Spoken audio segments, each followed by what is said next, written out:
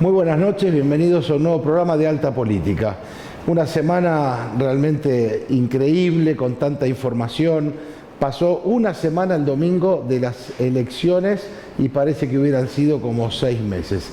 Ayer asumieron los nuevos ministros, ahí vemos en algunas imágenes, estuvo jurando el gobernador de Tucumán, Mansur, como jefe de gabinete.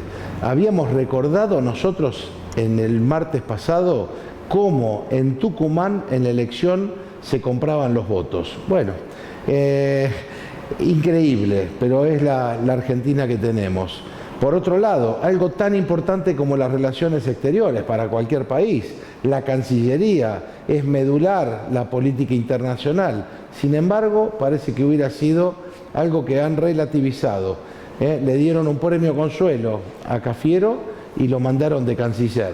Inclusive se enteró Felipe Solá, que estaba en México, que no era más canciller, se enojó y se guardó en el hotel. Ahí tenemos muy cortito para ver justamente cómo López Obrador, en la apertura de este importante congreso en México con mandatarios de muchísimos países, miren cómo recibían a Maduro.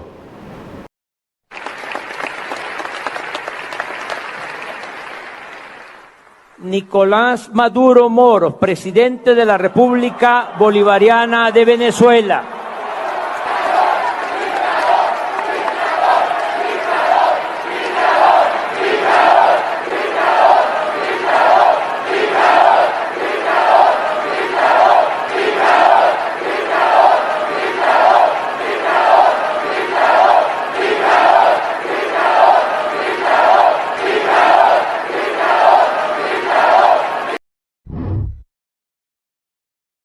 Bueno, hay al grito de dictador, dictador, dictador.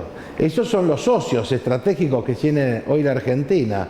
Venezuela, Cuba, Nicaragua. Bueno, esa es la política exterior argentina. Por otro lado, veíamos cómo el rejunte de lo histórico, ¿no? Y está Julián Domínguez como ministro de Agricultura, quien había competido con Aníbal Fernández, a la sazón el nuevo ministro de Seguridad, y las cosas que uno encuentra en los archivos. Mirá cómo Felipe Solá y Arroyo, que fue ministro hasta hace muy poco, hablaban en esa elección. Mira el video. Si vos llamás a la provincia y ves algunos candidatos a gobernador, te preocupás, ¿no es cierto? Yo la verdad que sí, yo la verdad que lo que siento es que la mamá y el papá en la provincia de Buenos Aires, que está preocupado por la inseguridad, que está preocupado por los robos, que está preocupado porque se vende droga en el barrio, debería pensar en serio si Aníbal Fernández es la persona para manejar la policía bonaerense, que es manejar el cuidado de nuestros hijos. Cuando apagamos la luz y nos quedamos a solas, pensamos en serio. Bueno, imaginen a Aníbal Fernández conduciendo la provincia.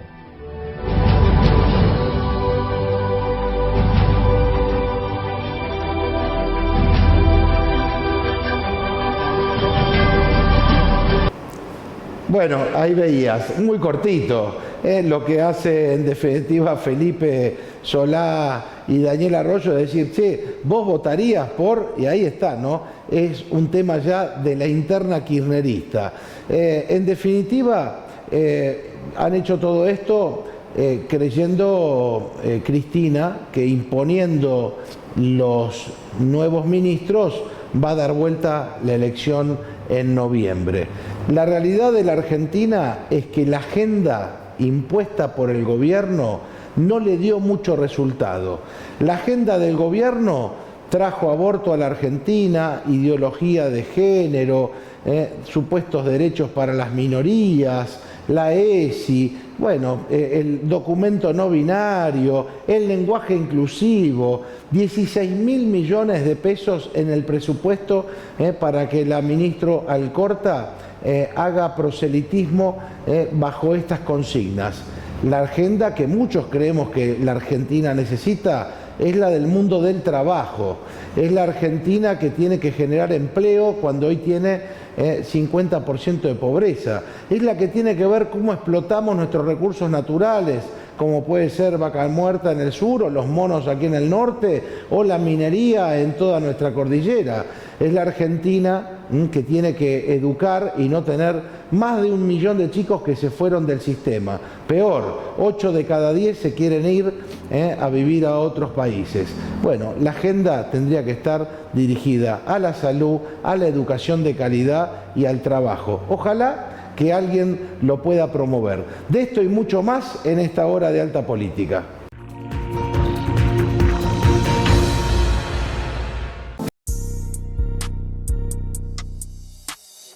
Lo que sucedió en Tartagal, en Salta, es un escándalo. Es nefasto y es el reflejo de la hipocresía verde que el feminismo trata de ocultar. Una mujer que se arrepintió de realizarse un aborto y lo dijo a sus médicos, quienes le aseguraron que estaría todo bien, se encontró con una situación inesperada. Abortaron a su hija de casi 6 meses de gestación, la dejaron morir asfixiada y unas enfermeras la encontraron tirada en un tacho de basura. Esto es lo que hoy están defendiendo con pañuelos verdes en la puerta del hospital.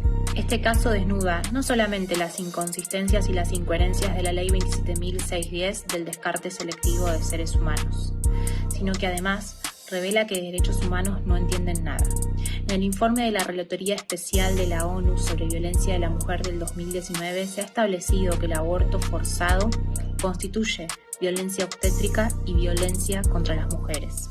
El Convenio de Estambul prohíbe la esterilización forzada y el aborto forzado. Entonces, cuando digan que quieren defenderte y que quieren defender tus derechos, tené cuidado, porque no en todos los casos lo van a hacer. Y cuando no sea funcional a sus intereses, van a silenciarte, silenciar tu muerte y abandonarte. Nosotros estamos del lado que hay que estar, acompañando a esa mamá a la que no la respetaron, a esa mamá a la que le quitaron lo peor que le pueden quitar a alguien, la vida de su propia hija.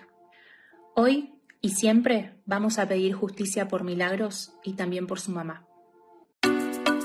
Desde el Consejo Deliberante trabajamos para brindar a los vecinos de la ciudad de Salta una mejor calidad de vida. La tarea legislativa se realiza a través de las reuniones diarias de las 14 comisiones permanentes y las especiales. En las sesiones ordinarias reciben luego sanción las iniciativas que dan respuesta a las necesidades de la comunidad. Conoce más de nuestra labor ingresando a www.cdesalta.gov.ar. Un consejo más cerca tuyo.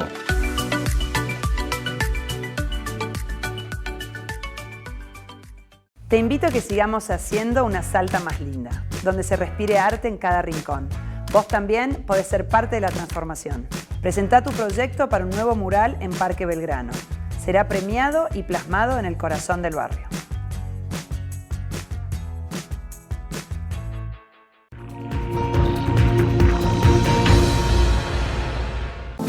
Y ahora sí vamos a presentar al primer invitado de esta noche, el licenciado Valeriano Colque. Valeriano, muy buenas noches, gracias por estar aquí. Gracias por la invitación, buenas noches. Vos me escuchabas ahí en la columna un poco haciendo mención de que ayer juraron los nuevos ministros del gabinete. Bueno, todo el fin de semana estuvo quizá signado, ¿no?, por esta disputa interna entre Alberto y Cristina. Inclusive, bueno, veíamos allí algunos memes, ¿no?, como títere Alberto de Cristina, y como que al final en esta disputa terminó ganando Cristina porque le impuso algunos nombres. Entre ellos veíamos ayer al gobernador de Tucumán, Mansur, como jefe de gabinete de ministros. Lo veíamos a Cafiero Chico jurando como canciller, ¿no? Y por otro lado, así de los más notorios, Aníbal Fernández, quien tuvo, digamos, varios cuestionamientos cuando fue candidato a gobernador, jurando como ministro de Seguridad. Quería que, antes de hablar de economía... mismo Julián Domínguez. Agricultura. Con Julián Domínguez. Claro, y fue ahora es ministro Julián Domínguez de ministro Agricultura. Quería, antes de entrar en lo económico, Valeriano, también tu mirada política respecto de lo que está viviendo la Argentina. Mira, yo lo que puedo notar es que parece que el kirchnerismo no es amigo de la derrota y además se dicen democrático, y yo creo que la democracia se pierde y se gana. Y hay que saber perder y hay que saber ganar y no poner en un virlo a todo el país como nos pusieron esta gente en una semana. Además quedó visualizado, ya se hizo más, digamos, más real quién manda, quién tiene el poder en la Argentina. Entonces ya no hay duda de lo que se venía hablando, ¿no es cierto? Era cierto. Era cierto. Ahora ya quedó la evidencia, ¿no es cierto?, de quién tiene el poder en la Argentina. Y bueno, ya conocemos las políticas que tuvieron anteriormente el macrismo, perdón, el kirchnerismo, y bueno, ya sabemos a dónde nos van a llevar ahora con este tema que están planteando con los DEC y toda la mayor emisión monetaria, que bueno, ya sabemos cómo impactar en inflación y desde luego genera más desconfianza. Ahí te quiero preguntar, porque en definitiva, uno de los cuestionamientos que hacía la vicepresidente Cristina Kirchner era que el gabinete económico era el mismo, con lo cual la crítica era la economía, pero en definitiva el ministro de Economía sigue. ¿Cuál es tu mirada respecto de esto? Lo que pasa es que el ministro de Economía tenía casi un preacuerdo con el Fondo Monetario Internacional, donde había plasmado en el presupuesto 2020 una reducción del déficit al 3,5%, ¿no es cierto?, una emisión monetaria del 1,8% del PBI y una inflación del 33%. Bueno, vinieron los DEC, ellos del Fondo Monetario, que aumentó el capital y repartió a todos los países que tuvieron problemas con la pandemia, y a nosotros nos tocó 4.334 millones de dólares. 4.334 millones de dólares nos dio el fondo. Los fondos, un regalito que nos hizo el fondo. Esos DEC, bueno, evidentemente eran para pagarle al fondo los vencimientos que tenemos ahora en septiembre y a fin de año. ¿No es cierto? Que son más o menos 4.000 millones de dólares más o menos. Entonces, bueno, ahora la vicepresidenta dijo que había que modificar el presupuesto 2021 que ya está en ejecución. El que está en ejecución. Claro, evidentemente había que incorporar los DEC y además incorporar 393.000 millones de pesos en concepto de pago de intereses y amortización al Fondo Monetario. Claro, pero ¿cómo viene disfrazado? Claro, los DEC van al Poder Ejecutivo, el Poder Ejecutivo se lo entrega al Banco Central. ¿Bajo qué? El Banco Central, para pagarle el valor de los DEC, emite 420.000 millones de 144.000 pesos. Escuchó bien, ¿no? 420.000 millones, 420.144 pesos emite para darle al Poder Ejecutivo, al Tesoro, para que le dé los DEC. Los DEC van al Banco Central, ¿no es cierto? Y claro, y como había que pagarle al Fondo Monetario Internacional ahora en septiembre y en diciembre, el Poder Ejecutivo le pide que les devuelva los DEC y que le iba a entregar a cuenta de eso, le iba a entregar unos bonos no negociables que no sirven para nada, que evidentemente va a generar va a incrementar el endeudamiento del Banco Central, claro, más de lo que tiene ahora con las LELIC. Claro, que es tremendo. Claro, con las LELIC, por ejemplo, tiene otro economista lo dijeron sin que no son ni quienes no son macristas ni nada, son independientes. Este país, este gobierno, el que más endeudó en peso a la República Argentina. La mayor deuda en pesos la tiene el gobierno kirchnerista. Claro, la LELIC le va a costar a la Argentina 120.000 millones de pesos. Billones. En concepto de intereses de las LELIC ahora. Y cuando nos dijeron que iba a dejar de pagar los intereses de la LELIC para subirle el 20% a los jubilados, bueno, dijeron que no iba a haber ajuste. Bueno, el ajuste que le hicieron a los jubilados este gobierno, a los jubilados les detractaron 365.000 millones de pesos de la fórmula que aprobaron en el 2017, ¿no es cierto? Y que ahora se aumenta por decreto.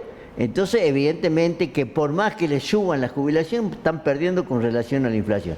Y vos fíjate que ahora a los trabajadores en blanco, primero le subieron el salario mínimo 29.160 y iba a haber el 1 de septiembre, ahora lo adelantaron ahora para actualizar el salario mínimo vital, aumentándole el 45%, que no sé si todas las empresas están en condiciones de pagar, lo cual va a llevar al salario mínimo vital y móvil a 42.000 pesos, y la inflación se está proyectada del 50%, los mismos van a seguir perdiendo 9% y los jubilados un 16%. A ver, para que podamos entender bien simplemente, tenemos un estado de endeudamiento interno del más grande de la historia, que es lo que a veces uno no ve.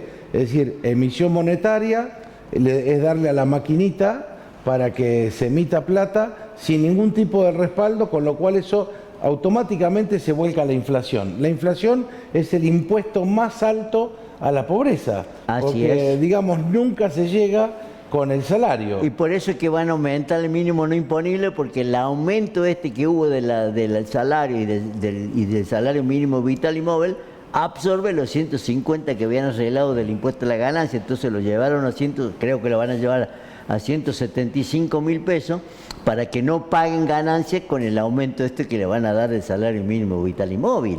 Entonces, evidentemente, lo que pasa es que el endeudamiento de las LELIQ, eso va a ser una bomba de tiempo que va a tener que explotar en cualquier momento. Ahora, cuando uno dice que va a explotar, ¿no? Y es deuda interna que tiene hoy el gobierno con, en este sentido, el Banco Central, bancos nacionales.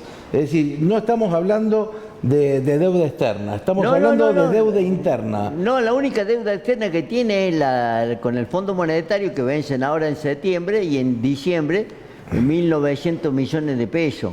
Y por supuesto hizo un arreglo anteriormente, Guzmán, ¿te acuerdas? El año pasado hizo un arreglo con los privados, que llegó al 50 y pico %, ¿no es cierto? Eso está pateado para adelante. Pero el tema es que el tema es de la LELIQ, que esas son a 7 días, 4 días, 5 días, son las emisiones de la LELIQ, que se detrae emite moneda para que el peso ese que cada vez vale menos, la gente se deshaga más rápidamente y se vaya al dólar. El Banco Central trae los pesos y pone el LELIQ.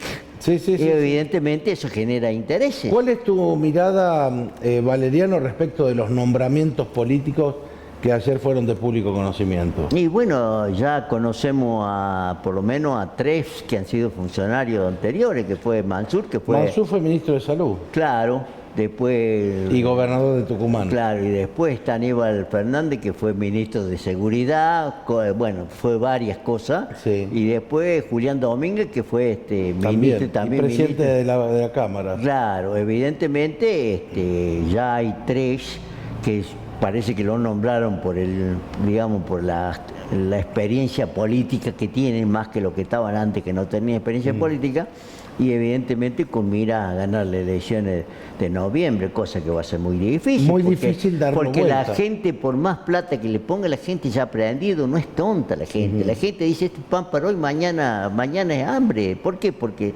termina la elección y esto se terminó, lo que me dieron ahora. Yo lo que quiero es laburo, ya lo están diciendo los organismos sociales, quiero laburo. Vos para generar laburo necesitas inversiones, y para necesitar inversiones tenés que tener un plan económico previsible, creíble, y por lo menos saber a dónde vas.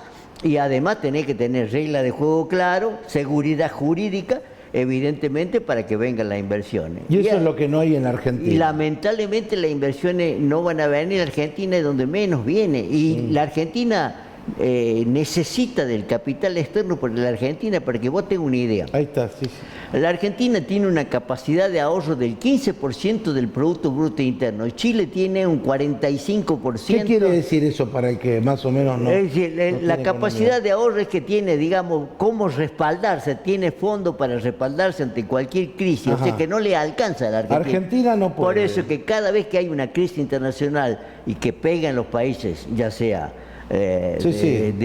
como el caso de Argentina, a Argentina le pega más porque no tiene un respaldo para aguantar esa crisis. No tenemos espalda en Claro, criollo. exacto. En cambio Chile tiene un 45% de ahorro, tiene dinero. En cambio nosotros dependemos del capital externo, siempre del ahorro externo, que vienen a ser los préstamos, las inversiones, todo. Claro. Y bueno, como no hemos arreglado con el Fondo Monetario, no tenemos acceso al financiamiento internacional. Entonces, y cada vez se gasta más, se emite más, para tratar, hasta ahora se van emitiendo 6.500 billones de pesos. Escuchó bien, ¿no? 6.500 billones de pesos. O sea, se han emitido. 12 ceros. Entonces, más claro, imposible. Este gobierno, comparado con el anterior, ¿tiene más deuda? Este gobierno a nivel peso, en pesos tiene más deuda. Además, eso que decían que no había, que había desendeudamiento en el gobierno anterior, el mismo Kicillof lo manifestó, que dejaban ellos cuando una deuda, dejaron de 240.000 millones de dólares. Macri aumentó en 100.000 millones de dólares la deuda, de los cuales hubo que pagar 17.000 millones a los fondos buitre. ¿Te acordás que no habían arreglado? Al Club de París había que arreglar, había otro montón de juicios. También. Y además había que financiar el déficit, el 6.5 del PBI de déficit que le dejó Cristina, que eran 650.000 millones de pesos. Había que financiar eso. Entonces, evidentemente, eso trajo aparejado que no aguantó, porque evidentemente la deuda debe ser, vos debés endeudarte para financiar actividades productivas que generen rentabilidad y poder pagar la deuda. Cuando vos te endeudas para pagar gastos, no tenés de dónde sacar para pagar la deuda. Última pregunta, Valeriano, que es una reflexión. Digamos, la Argentina entonces, de acá a fin de año, no falta nada, estamos hablando de 3 meses. ¿Cuál es en el corto plazo una mirada para el comerciante, para el emprendedor, para el ahorrista? ¿Qué pasa? Y bueno, el emprendedor sabe que la emisión monetaria que van a hacer ahora para ponerle plata en el bolsillo y aumentar el consumo, se puede beneficiar en algo con el consumo, pero es hasta las elecciones. Hasta la elección. Y después van a intentar comprar así los votos. Y después. ¿Y después qué hacemos? Claro, ese es el tema. Y además, a través de la emisión enorme monetaria que van a hacer ahora, incluso están violando la ley del Banco Central, porque el Banco Central tiene un monto determinado para emitir y entregarle al Tesoro Nacional, o sea, financiar al Tesoro Nacional. Ya se han pasado de eso. Bueno, evidentemente, cada vez el Banco Central tiene más deuda a cosa de la emisión monetaria. En algún momento habrá que pagarlo. Además, no te olvides vos de que la actividad económica, hablan de un crecimiento del 7%, no es crecimiento. Nosotros estábamos en la caída del 5º subsuelo y ahora estamos en la planta baja, y eso no es crecimiento, se llama rebote. Crecimiento es cuando la actividad se mueve, la actividad económica, hay mayor empleo, mayor consumo, todo eso es crecimiento. Digamos que consejo no se puede dar, hay que esperar a qué pasan las elecciones y que a futuro haya confianza en algún, proyecto de país que realmente... Mira, yo te digo una cosa, Andrés. Este país, por más exitoso que sea un gobierno, para sacar adelante este país luego de 70 años de retroceso y de crecimiento del endeudamiento público y del gasto público, del déficit público, necesita de un acuerdo de todos los sectores políticos, empresarios, sindicales, todos los sectores sociales del país. Todo el país tiene que haber un acuerdo a los fines de generar política de Estado de mediano y largo plazo, hacer reformas estructurales que necesite la Argentina, financiera, laboral, tributaria y del Estado. Sin eso no hay nada. Sin eso, imposible sacar el país adelante. Muchas gracias, Valeriano. No, por favor, gracias a vos. Vamos nosotros a una pausa y enseguida regresamos con más Alta Política.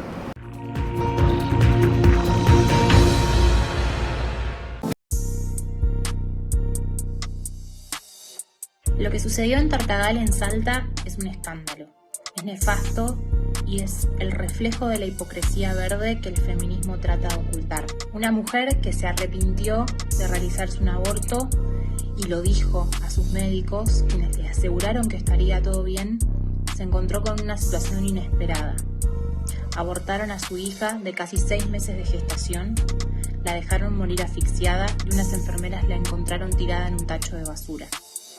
Esto es lo que hoy están defendiendo con pañuelos verdes en la puerta del hospital. Este caso desnuda no solamente las inconsistencias y las incoherencias de la Ley 27.610 del descarte selectivo de seres humanos, sino que además revela que de derechos humanos no entienden nada. En el informe de la Relatoría Especial de la ONU sobre Violencia de la Mujer del 2019 se ha establecido que el aborto forzado constituye violencia obstétrica y violencia contra las mujeres. El Convenio de Estambul prohíbe la esterilización forzada y el aborto forzado. Entonces, cuando digan que quieren defenderte y que quieren defender tus derechos, tené cuidado, porque no en todos los casos lo van a hacer. Y cuando no sea funcional a sus intereses, van a silenciarte, silenciar tu muerte y abandonarte. Nosotros estamos del lado que hay que estar, acompañando a esa mamá a la que no la respetaron, a esa mamá a la que le quitaron lo peor que le pueden quitar a alguien, la vida de su propia hija. Hoy y siempre vamos a pedir justicia por Milagros y también por su mamá. Desde el 16 de agosto, Salta separa residuos. Todos los martes y jueves recogeremos únicamente residuos secos. Separa papel, cartón, tetrabric, vidrio, latas y envases plásticos medianos. Guárdalos en una bolsa común de residuos y sacalos en el horario habitual de tu zona. El resto de los días recogeremos los residuos húmedos, es decir, toda la materia orgánica que se descompone, yerba, restos de comida, cáscaras de frutas y verduras, entre otros. Para más información sobre la separación de residuos y cronograma de recolección diferenciada, ingresá en www.municipalidadsalta.gov.ar/Salta Separa. Desde el Consejo Deliberante trabajamos para brindar a los vecinos de la ciudad de Salta una mejor calidad de vida. La tarea legislativa se realiza a través de las reuniones diarias de las 14 comisiones permanentes y las especiales. En las sesiones ordinarias reciben luego sanción las iniciativas que dan respuesta a las necesidades de la comunidad. Conoce más de nuestra labor ingresando a www.cdesalta.gov.ar. Un consejo más cerca tuyo.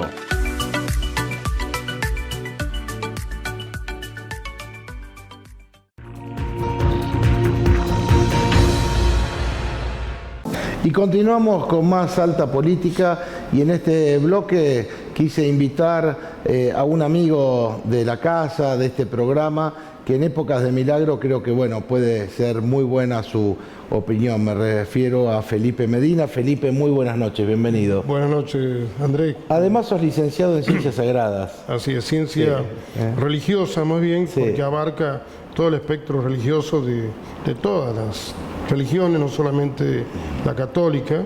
Ciencia Sagrada limitaría un poco a teología católica, ¿no? Esto es un poco más amplio.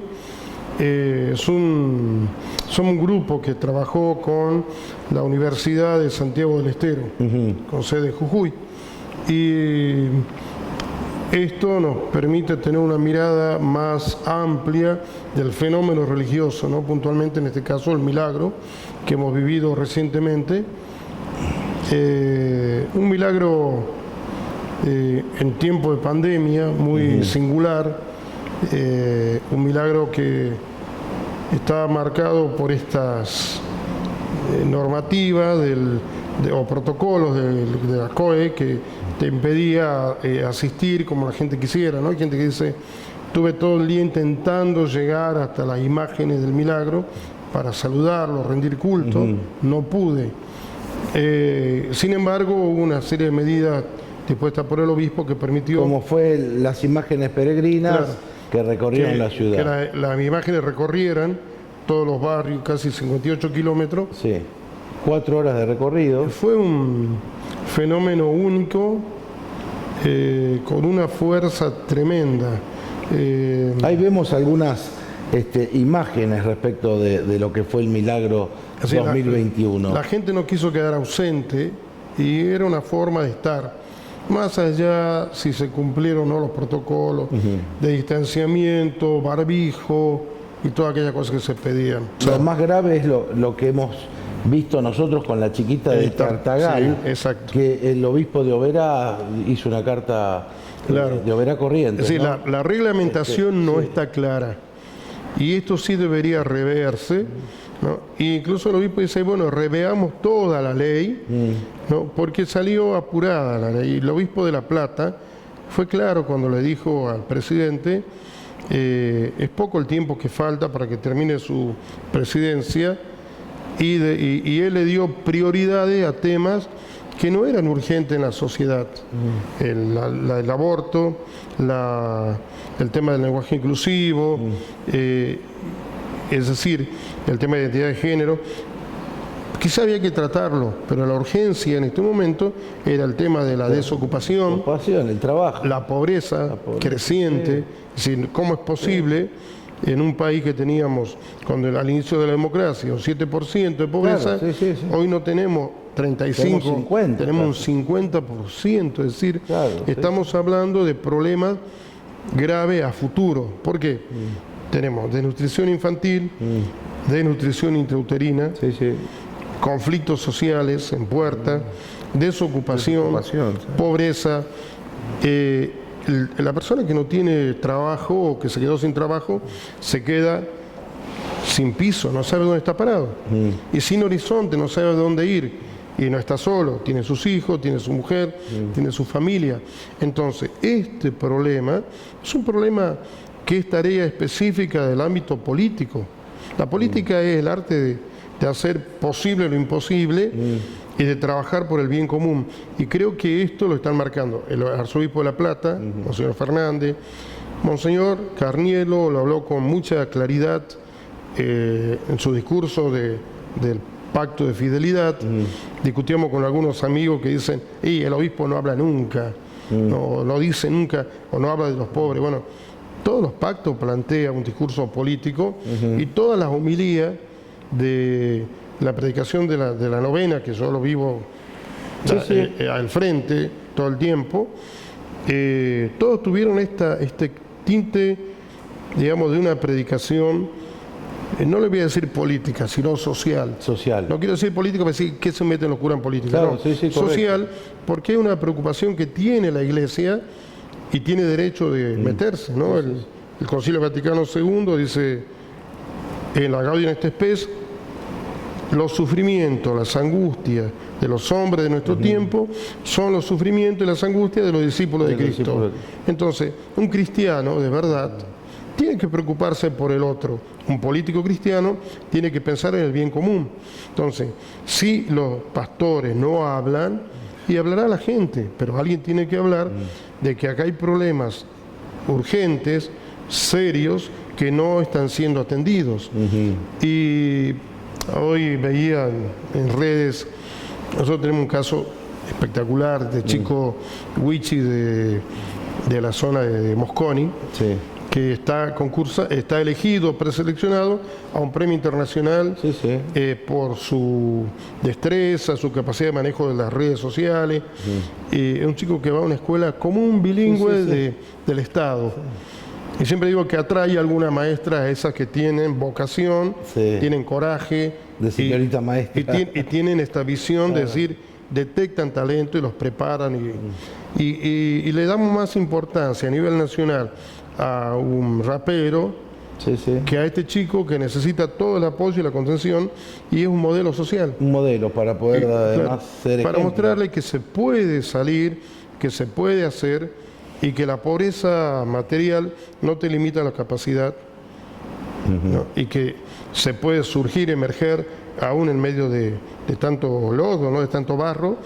Entonces, yo creo que nosotros, que el ámbito político tiene que replantearse a nivel nacional, a nivel provincial, las urgencias en el área de educación, en el área de salud, en el área de la creación de empleos, ¿no?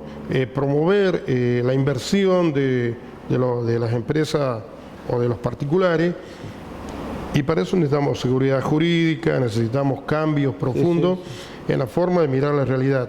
Y perdemos mucho tiempo con otras discusiones. Es como que la agenda tiene que ser otra. Sí, me parece que la agenda está mal planteada. Esto lo planteó Fernández, el obispo Fernández de La Plata, conocido como el Tucho Fernández, un gran escritor, un gran predicador, y él lo plantea con simpleza y con crudeza. Le dice: mire, presidente, usted cambia la agenda. Y yo creo que todo el país debe cambiar la agenda. Creo que es una urgencia. Tiene que haber prioridades en estos temas.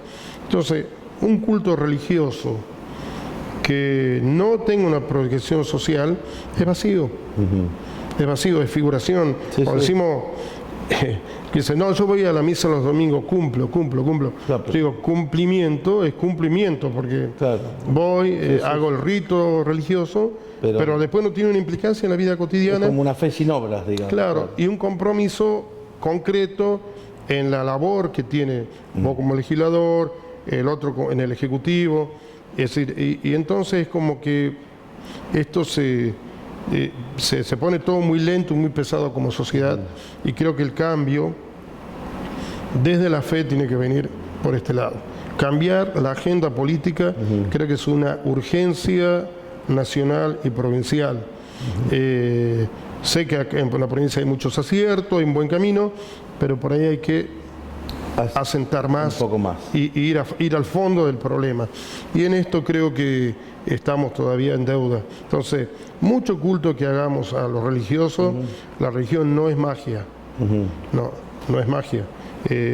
Vos te acordás, siempre yo digo, hago una cosa de las abuelas, sí. A Dios rogando, y con el mazo dando, a trabajar, sí, sí. a rezar y trabajar. Bueno, San Benito, ¿no? Ora, elabora, reza y trabaja.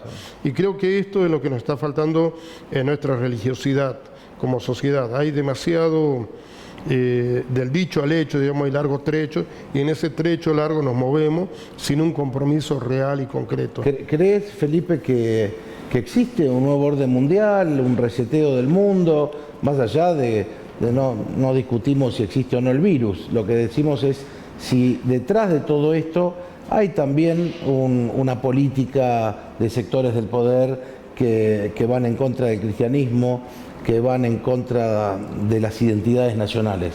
Mira, yo creo que existe una guerra bacteriológica, creo que la Tercera Guerra Mundial se ha desatado, pero no como esperábamos con misiles o con armas atómicas, se está haciendo de manera mucho más cruel, silenciosa, y no necesariamente solo contra el cristianismo. Creo que apunta a las religiones que tienen su centralidad en la persona humana. Es una guerra contra la persona humana, porque también todo este tema de trastocar de valores tiene que ver con este proyecto nuevo. En el fondo apunta a afianzar un sistema político económico donde el poder y la riqueza son los ejes, ¿no? Entonces ya veníamos pensando siempre erróneamente que el éxito económico te daba prestigio, te da un lugar social, y está visto que no necesariamente. La prueba de este chico Wichi para mí es la muestra más clara de que hay talento por todos lados en el mundo y deben ser detectados, acompañados, para que eso signifique también progreso para toda la comunidad. Pero si hablamos de un nuevo orden mundial, yo a veces soy más restrictivo en estos conceptos, en el sentido de que creo que sí hay una intención de dominio, de poder, que pretende quedarse con todo. Entonces, los pueblos, los nuestros, que pertenecemos a un sector más subdesarrollados, padecemos las consecuencias, ¿no? Y lo hemos vivido con las vacunas. Es decir, los países ricos son los que primero quedaron cubiertos, protegidos, inmunidad al rebaño, y nosotros teníamos que ir peleando, llorando, mendigando para poder obtener vacunas, y todavía tenemos que esperar, siempre esperar, y vamos como un furgón de cola en el mundo, y creo que eso sí es terrible, más en un país con una riqueza natural enorme, ¿no? Sé que mi mujer es hija de inmigrantes, nieta de inmigrantes y bisnieta de inmigrantes. Vinieron en 1895 a la Argentina y se dividieron, los hermanos salieron de Ucrania, fueron a Nueva York, fueron a Londres, 3, uno fue a Australia y otro se vino a la Argentina. Eran los Estados Unidos, Australia y Argentina eran los 3 los países fuertes de promisión, de futuro, de crecimiento. Y hoy Argentina es un país donde todo el mundo quiere huir. Quiere huir. Sí. Los jóvenes que tienen talento, que quieren trabajar, que son honestos, dicen, no, este país no me puedo quedar. Sí. Entonces, a vos te puede pasar con un hijo, tengo amigos cuyos hijos se quieren ir. Sí, sí. Y yo a veces le digo, sí, no sé, es verdad que duelen los lazos familiares, saber que tu hijo está en el exterior, pero tampoco soy de los que critican, por eso a mí me duele mucho. A veces estamos en un grupo y dice, este país no sirve, y dicen todo. Yo creo que no tenemos que quejarnos, no tenemos que criticar a otro país, sino a ver qué podemos hacer, la generación nuestra, qué puede hacer. ¿Qué podemos hacer por eso? ¿Qué podemos hacer todavía por nuestro país? Creo que todavía podemos aportar, todavía podemos cambiar. Y los que se tengan que ir, espero que vayan con la idea de volver. Porque ya hemos tenido fuga de cerebro, hemos tenido fuga de gente brillante, de ejecutivos, manos de obra impresionante, y hoy tenemos un país a la deriva. ¿No? Entonces, por eso te digo, yo creo que cualquier religiosidad tiene que pasar por un compromiso concreto, real, en el lugar donde estamos. Si no, no sirve. ¿No? El milagro tiene que ser eso para los salteños. Y pensar en el otro, ¿no? Y la pandemia esta nos ha puesto en esto. Primero, no ser consumistas. Ahora pensamos mucho antes de comprar algo. ¿Lo necesito? ¿No lo necesito? Antes íbamos y comprábamos porque teníamos dinero, había disponibilidad. Ahora hay que... Nos medimos. Y también pensamos, ¿para qué? La pandemia nos ha puesto en un momento como en un borde de un abismo y decir, ¿para qué arreglo esto? ¿Para qué me compro aquello? Si no sé si vamos a seguir viviendo. Y mucha gente cercana... lugar a lo importante. Mucha gente, claro, empezamos a cambiar prioridades. Y los políticos parece que todavía no encontraron la agenda. Es decir, no encontraron las prioridades y la gente va marcando las prioridades. Y creo que es necesario en este momento hacer esta transformación. Y la elección de alguna manera manifestó esto que vos decís, Felipe. La elección de la semana pasada es un llamado de atención a toda la clase política. Creo que sí, creo que es eso fundamentalmente. Y no sé, y ojalá que se esté discutiendo un cambio de agenda y no un cambio de poder. Esperemos. Y no una pelea de poder. Creo que este país se arregla de otra manera y es necesario en este momento un compromiso distinto. A mí me duele mucho el país y creo que nosotros apostamos.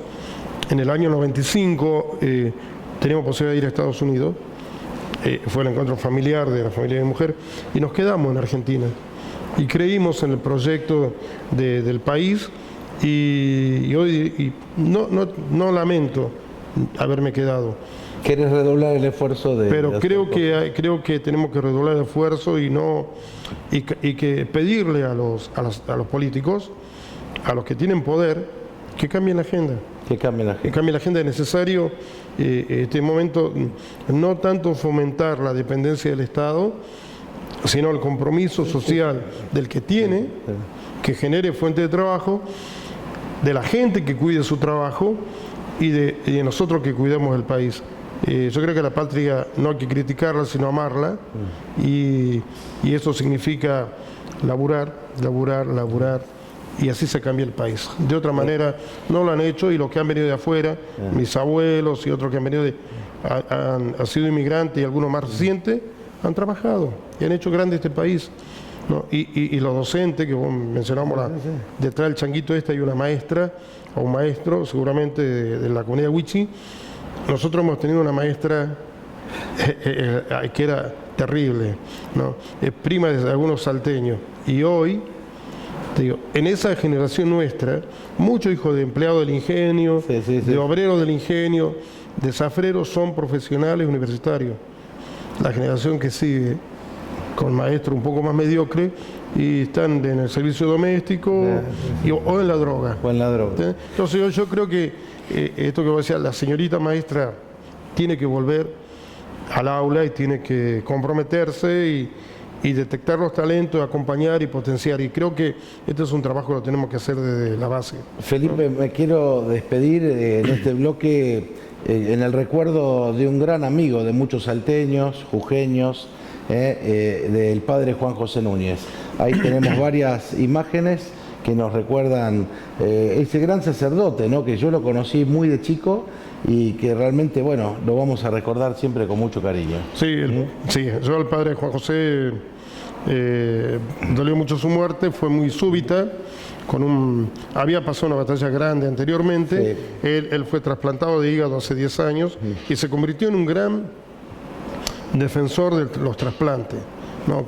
Conferencia que había, militaba y se fue de manera súbita por la COVID-19.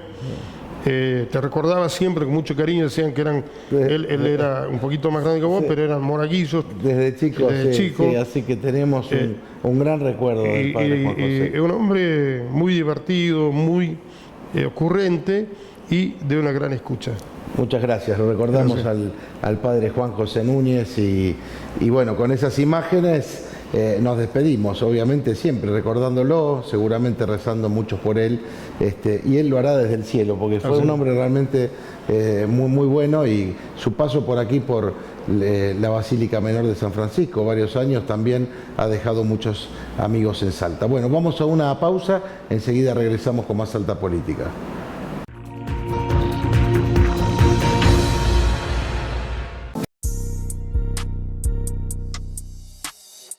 Lo que sucedió en Tartagal, en Salta, es un escándalo. Es nefasto y es el reflejo de la hipocresía verde que el feminismo trata de ocultar. Una mujer que se arrepintió de realizarse un aborto y lo dijo a sus médicos, quienes le aseguraron que estaría todo bien, se encontró con una situación inesperada. Abortaron a su hija de casi 6 meses de gestación, la dejaron morir asfixiada y unas enfermeras la encontraron tirada en un tacho de basura. Esto es lo que hoy están defendiendo con pañuelos verdes en la puerta del hospital. Este caso desnuda no solamente las inconsistencias y las incoherencias de la Ley 27.610 del descarte selectivo de seres humanos, sino que además revela que de derechos humanos no entienden nada. En el informe de la Relatoría Especial de la ONU sobre Violencia de la Mujer del 2019 se ha establecido que el aborto forzado constituye violencia obstétrica y violencia contra las mujeres. El Convenio de Estambul prohíbe la esterilización forzada y el aborto forzado. Entonces, cuando digan que quieren defenderte y que quieren defender tus derechos, tené cuidado, porque no en todos los casos lo van a hacer. Y cuando no sea funcional a sus intereses, van a silenciar tu muerte y abandonarte. Nosotros estamos del lado que hay que estar, acompañando a esa mamá a la que no la respetaron, a esa mamá a la que le quitaron lo peor que le pueden quitar a alguien, la vida de su propia hija. Hoy y siempre vamos a pedir justicia por Milagros y también por su mamá.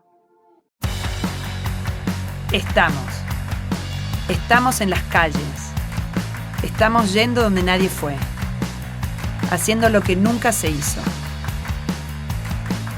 Estamos haciendo 32.000 metros cuadrados de nuevo pavimento y 15.000 metros cuadrados de nuevo asfalto. Estamos terminando 1.700 cuadras de bacheo. Estamos haciendo para que vivas mejor.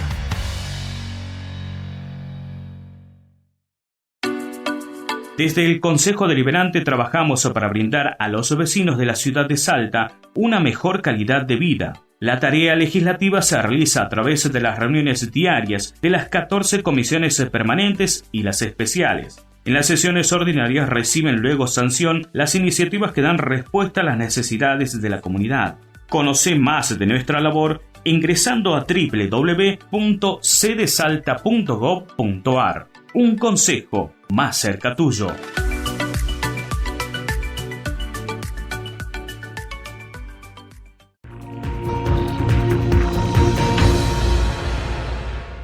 Y continuamos con más Alta Política, y para este bloque quise invitar al subsecretario de Limpieza Urbana, José Gianocchio. José, muy buenas noches. ¿Cómo estás, Andrés? Un gusto de verte y gracias por tu invitación. No, realmente para mí un placer, porque este trabajo que lleva adelante la intendente Bettina con el tema de separar juntos, el tema de la ecología en la ciudad, me parece que es bueno para poder mostrarlo y además que seamos todos los medios transmisores de algo que es bueno para toda la comunidad. Así que contanos un poco en qué está consistiendo esto y cómo están trabajando. Bueno, sí, efectivamente lo que decís vos, Andrés, la intendenta Bettina Romero ha puesto una estrategia principal en el tema ambiental de la ciudad de Salta, quiere ser una ciudad mucho más sustentable. Tenemos índices de contaminación bastante sensibles. Vos recordás que hoy en la actualidad en el mundo tenemos el cambio climático que nos está acuciando muchísimo y necesitamos tomar decisiones y estrategias o políticas ambientales adecuadas a lo que es la actualización mundial en forma ambiental. Entre estas medidas se elevó este programa, que es el programa Salta Separa, que consiste efectivamente en recoger la basura o la fracción seca de los residuos urbanos. Se hacía anteriormente nada más que en 15 barrios, así que hemos trabajado desde el año pasado en la licitación, la 05 del 2020, incorporando en los pliegos de la licitación realmente que cuando inicie y que gane la nueva contratista, de inicio a este programa en los 340 barrios y los 40 asentamientos. Es así que desde el mes de marzo que venimos trabajando en la capacitación y hemos estado trabajando en los centros integradores, con el Ministerio de Educación, hemos estado trabajando con la provincia, bueno, con todos los agentes que en forma directa o indirectamente están involucrados. Así que el 16 de agosto hemos largado ya el operativo, lo hemos puesto en marcha y es así que hoy cumplimos prácticamente un mes, es la 8ª jornada, mañana va a ser la 9ª de la recolección de la fracción seca, debido a que nosotros hacemos esa recolección. Contemos un poco, la fracción seca es el papel, es el vidrio, es el plástico, es el hierro, es decir, bueno, aquello, metal, claro, metal, aquel residuo, digamos, que realmente se puede quizá reciclar. Entonces, la gente lo está poniendo en las bolsas del súper que le entregan, y cómo es el procedimiento, tantos vecinos que están mirando y a lo mejor dicen, bueno, empiezo a hacerlo esta noche mismo. Bueno, es así, el componente es la fracción húmeda y la fracción seca. La fracción húmeda, que prácticamente tenemos todo lo que es lo orgánico, el residuo de alimentos, desechos, huevo, naranja, etcétera, verduras. Y la fracción seca, lo que vos decías recién, que es el tema de plástico, papel, cartón. Estamos hablando de lo que es metal, pero hablamos de... No podemos sacar, por supuesto, del residuo hablando de una barra de hierro, pero sí podemos hablar de latitas de Coca-Cola, de gaseosas, algo de madera y bueno, todos estos residuos, inclusive los plásticos, se juntan los días martes y jueves y en los horarios que tienen dispuestos en las distintas partes de la ciudad se hace la recolección respectiva. Esto nos ayuda muchísimo, Andrés, porque la verdad que el plan ha sido bastante exitoso, no contábamos con que tuviese tanta aceptación, es más, la gente, los vecinos nos han sorprendido porque realmente están haciendo la selección, la separación en origen que se llama, y estamos reduciendo prácticamente un 40% del total del volumen. Ahí tenemos varias imágenes, ¿no? Que estamos viendo bueno, en distintos barrios de nuestra ciudad. Ahí vemos cómo han puesto en los distintos cestos de basura, bueno, cada vecino la bolsita con el residuo seco. Así es, bueno, fíjate vos que nosotros teníamos una proyección que íbamos a tener en más alto porcentaje en el sector del microcentro. Sin embargo, en todos los barrios que son más alejados de la ciudad, ha llegado la capacitación y los vecinos tienen un alto compromiso con la recolección seca. Esto nos ayuda muchísimo como ciudad, estamos teniendo una reducción muy alta de los residuos urbanos, esto nos ayuda a un ahorro, un costo económico, pero además esta recolección en seco nos permite reciclar. Hay más de 187 personas en el relleno sanitario. Ahí está, ahí quiero que paremos y nos cuentes, José, un poco, cuando decimos cuántas toneladas de basura se recogen en la ciudad de Salta por día, casi 800, ¿puede ser? Sí, entre 750, exacto. Claro, toneladas de basura que van al vertedero San Javier. Exacto. Pero ahora este residuo seco, digamos, ¿va a las cooperativas que están allí instaladas? ¿Cómo se vierte en el vertedero esto que llega, el cartón, el plástico, las latitas? ¿Cómo es? Bueno, es así, el vecino dispone su basura en la vereda de su domicilio. Te cuento entre paréntesis que después de Cava somos la única ciudad capital en la Argentina que hacemos este trabajo a nivel domiciliario, porque hay más de 50 municipios que trabajan con la recolección, pero no lo hacen en forma domiciliaria. Tienen los distintos contenedores. En Salta, digamos que es la exclusividad que hacemos esta recolección casa por casa. La técnica la contratista es Fueguina, sí, exactamente, y es la que hace la recolección los martes y jueves. Luego de la disposición del vecino se hace la recolección, se transporta, son más de prácticamente 75 recorridos diarios que tenemos, y todo ese volumen, digamos, de basura se dirige al relleno San Javier, que es una finca que está apostada por parte de la municipalidad para hacer la disposición de residuos. Allí hay 3 cooperativas que son las que están trabajando como recicladores urbanos y son los que de alguna manera hacen la selección de la selección, porque vos acordate que no todo lo que arrojan todavía es reciclable. Así que de alguna manera hemos aumentado la producción casi en un 40% también de todas estas cooperativas. Es muy bueno, entonces. Es muy bueno. La verdad que nos ponemos al tope, digamos, en Argentina con este tema, ¿no? Gente que hoy en su casa separa, gente que allí en el vertedero, bueno, tiene su cooperativa y ese producto que se puede reciclar seguramente se venderá afuera de Salta y de esa manera además tenemos menos cantidad de residuos que se entierra en el vertedero. Exacto. Bueno, en realidad está a libre mercado, pueden venir las empresas obviamente de Buenos Aires, como es libre mercado, libre competencia, lo venden al mejor postor, al mejor precio. Pero sí lo que te quiero hacer como un especial énfasis es que para nosotros es tan importante esta medida que se ha tomado, nosotros no tomamos conciencia como ciudadanos de la importancia que tiene la responsabilidad de disponer bien la basura. Vos te vas a una ciudad turística, te vas a Bariloche, te vas a Buenos Aires y justamente la persona, el ciudadano, es responsable de disponer su basura.